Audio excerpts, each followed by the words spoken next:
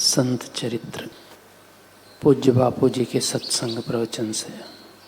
भर्तृहरि महाराज को जब परमात्मा का साक्षात्कार हुआ तो उन्होंने कलम उठाई और 100 श्लोकों वाला एक शतक लिखा, वैराग्य शतक। उसका अनुवाद किया पंडित हरदयाल जी ने। पंडित हरदयाल संस्कृत शास्त्रों का इतना बढ़िया काव्यात्मक अनुवाद करते थे कि कविता में सारा अर्थ स्पष्ट हो जाता था। एक पंजाबी साधु ने सोचा कि जिसकी कविताएं इतनी प्रभावशाली हैं वह आदमी स्वयं कैसा होगा।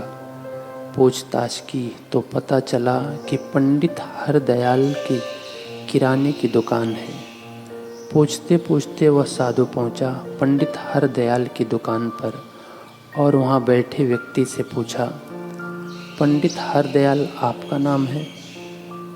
हाँ, हम आपकी कविता पढ़कर संत हो गए और आप अभी तक तराजू तोल रहे हो, क्या रखा है इस तराजू में?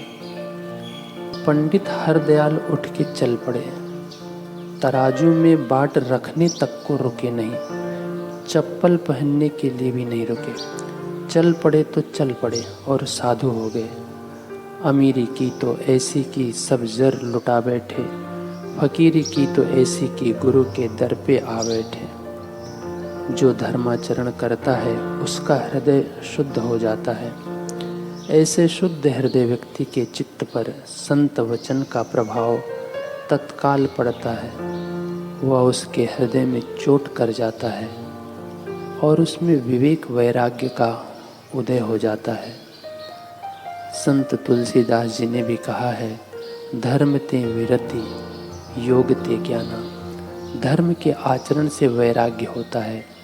हमें चाहिए कि ईमानदारी से भगवत प्रीत्यार्थ कर्तव्य कर्म करें और अपने हृदय को विशुद्ध बनाएं, ताकि कोई संत वचन या शास्त्र वचन हृदय में चोट कर जाए और हम लाचार बना देने वाली वृद्धावस्था आने के पहले नश्वर आकर्षणों को छोड़कर शाश्वत परमात्मा को पाकर अपना जीवन कृतार्थ कर सकें।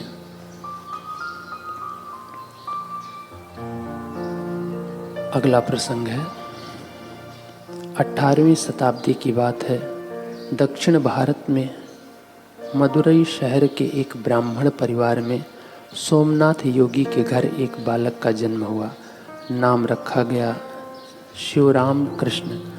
उसे बाल्यकाल से ही भक्ति का रंग लग गया। माता पिता ने उसे वेदांत अध्ययन हेतु तिरुविसल्लुर के गुरुकुल में भेजा।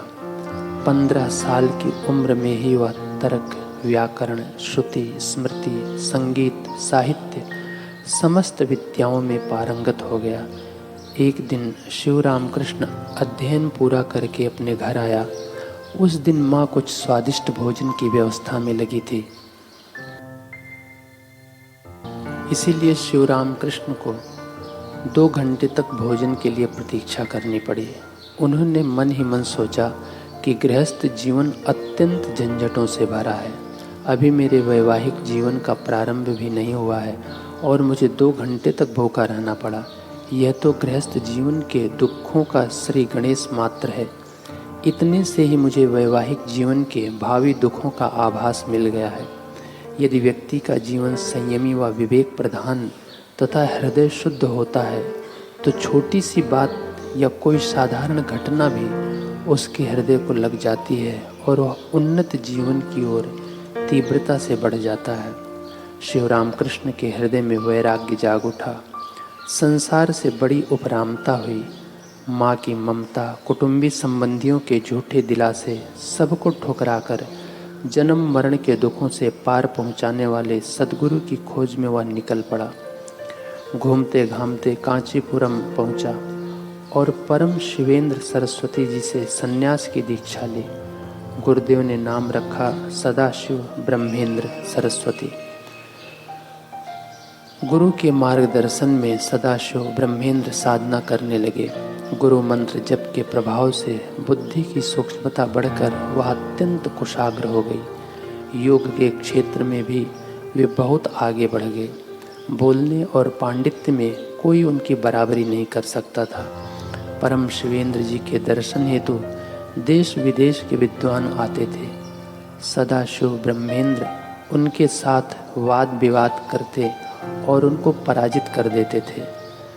शिष्य कहीं वाहवाही मान प्रतिष्ठा की दलदल में न फंस जाए, भविष्य में उसका पतन न हो, इसलिए सतगुरु अनेक युक्तियों द्वारा शिष्य को सावधान करते हैं। सदाशिव ब्रह्मेंद्र जी द्वारा विद्वानों से वाद विवाद करने की बात का जब उनके गुरु जी को पता चला तो उन्होंने उन्हें बुलवाया और बड़े प्रेम से कहा, सदाशिवा, तुम मौन रहने का नियम कब लोगे?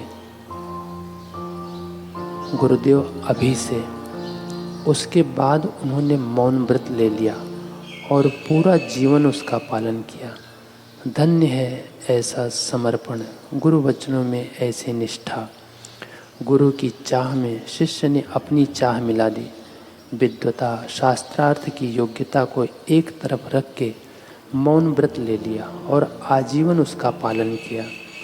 गुरु आज्ञा पालन व समर्पण ने उन्हें गुरु कृपा का अधिकारी बना दिया और वे सिद्ध योगी संत सदाशिव ब्रह्मेंद्र के नाम से सुविख्यात हुए। कितनी अद्भुत है गुरु महिमा, गुरु आज्ञा पालन की महिमा। इसलिए ब्रह्मवेत्ता सद्गुरुओं की महत्ता सभी संतों ने, शास्त्रों ने बताई है, गाई है। संत कबीर दास जी कहते हैं, गुरु की शरणा लीजे भाई, जाते जीव नरक नहीं जाई।